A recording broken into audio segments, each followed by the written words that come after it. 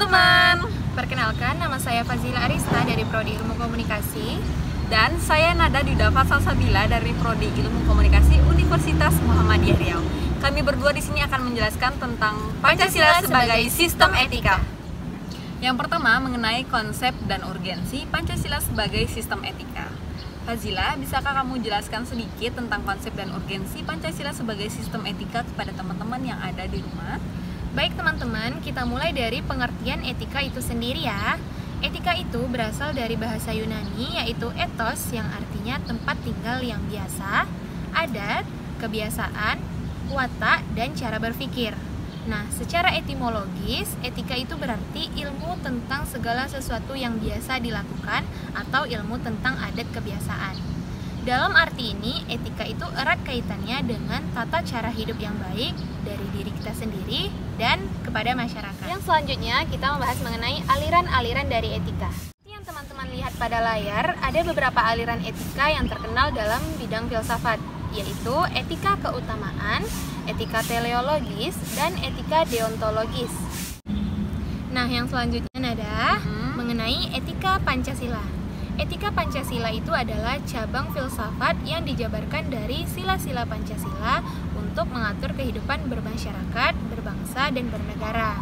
Nah, oleh karena itu, etika Pancasila harus mengandung nilai-nilai. Yang pertama, persatuan yang mengandung nilai moral. Yang kedua, kemanusiaan yang mengandung nilai humanus. Yang ketiga, persatuan yang mengandung nilai solidaritas. Yang keempat, kerakyatan yang mengandung nilai saling menghargai, dan yang kelima yaitu keadilan yang mengandung nilai menghargai nasib orang lain. Oh, begitu ya Fazila. Jadi Pancasila sangat penting ya bagi negara kita saat ini. Iya, betul sekali, sangat penting karena dalam kehidupan bermasyarakat, berbangsa, dan bernegara itu harus dengan tuntunan nilai-nilai moral. Nah, bisa kita lihat juga di negara kita masih banyak masalah-masalah yang belum selesai, seperti kasus korupsi, ada terorisme yang mengatasnamakan agama, terus ada kesenjangan antara si kaya dan si miskin, dan ada juga orang-orang kaya yang tidak mau membayar pajak dengan semestinya. Nah, tadi Zila sudah menjelaskan mengenai konsep dan urgensi Pancasila sebagai sistem etika. Selanjutnya, bisakah Nada menyampaikan kepada teman-teman di rumah mengenai perlunya Pancasila sebagai sistem etika? Kenapa Pancasila sangat perlu sebagai sistem etika? Ada beberapa alasannya. Yang pertama, dekadensi moral yang melanda kehidupan bernegara, terutama pada generasi muda, sehingga membahayakan kelangsungan hidup bernegara, contohnya seperti penyalahgunaan narkoba, rendahnya rasa hormat terhadap orang tua, dan menipisnya rasa kejujuran. Selanjutnya, korupsi yang masih saja merajalela karena penyelenggaraan negara yang tidak mematuhi rambu-rambu normatif untuk melaksanakan tugasnya. Yang ketiga, kurangnya perlu rasa berkontribusi dalam pembangunan seperti kesadaran membayar pajak. HAM dalam kehidupan bernegara Indonesia seperti kekerasan dalam rumah tangga, kekerasan pada anak, dan kerusakan lingkungan yang mempengaruhi segala aspek kehidupan seperti kesehatan, generasi yang akan datang, kemudian global warming, perubahan cuaca, dan berbagai permasalahan lainnya. Kita akan mengulik Pancasila sebagai sistem etika dari sumber historis, sosiologis, dan politis. Kita mulai dari sumber historisnya dulu ya. Pada zaman Orde Lama, sistem etika masih berbentuk filosofi Grundslag atau Weltanschauung yang artinya nilai-nilai Pancasila belum ditegaskan ke dalam sistem etika, tetapi nilai moral telah terdapat pandangan hidup masyarakat. Pada zaman Orde Baru, Pancasila sebagai sistem etika disosialisasikan melalui penataran P4 dan diinstitusionalkan dalam wadah BP7 seperti yang teman-teman bisa lihat di layar. Yang kedua, sumber sosiologis. Nah, sumber sosiologis dalam sistem etika dapat ditemukan dalam kehidupan masyarakat berbagai etnik di Indonesia, seperti orang Minangkabau yang memakai prinsip dalam musyawarah, bulat air oleh pembuluh, bulat kata oleh mufakat. Yang ketiga, sumber politis. Sumber politis Pancasila sebagai sistem etika terdapat dalam norma-norma dasar Grundnorm sebagai sumber penyusunan peraturan perundang-undangan di Indonesia. Nah, selanjutnya apa Nada? Selanjutnya kita akan membahas tentang argumen tantangan dinamika Pancasila sebagai sistem etika. Apakah teman-teman tahu contoh bentuk tantangan Pancasila sebagai sistem etika?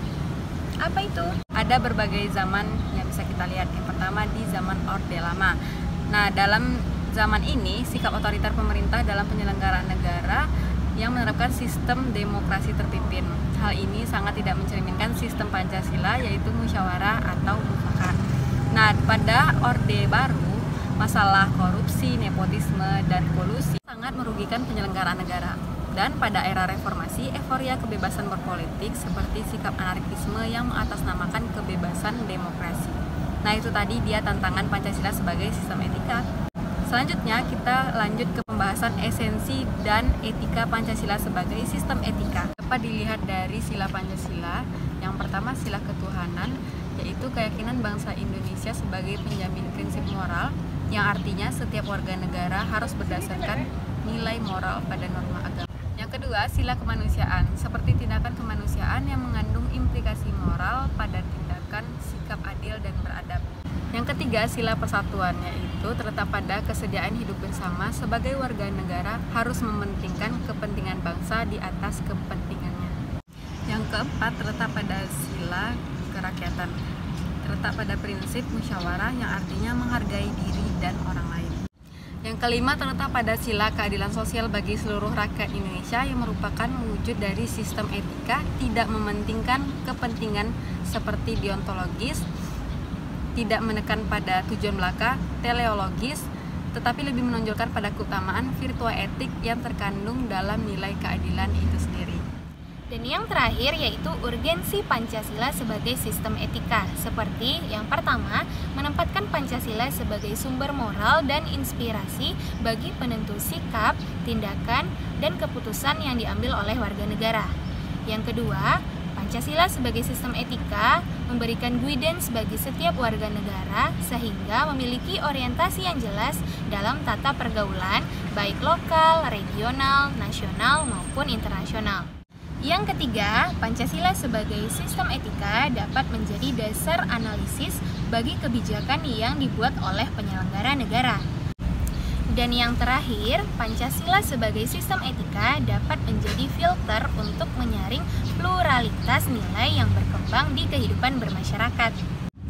Nah, itu dia penjelasan dari kami tentang Pancasila sebagai sistem etika. Sekian dari kami, terima kasih.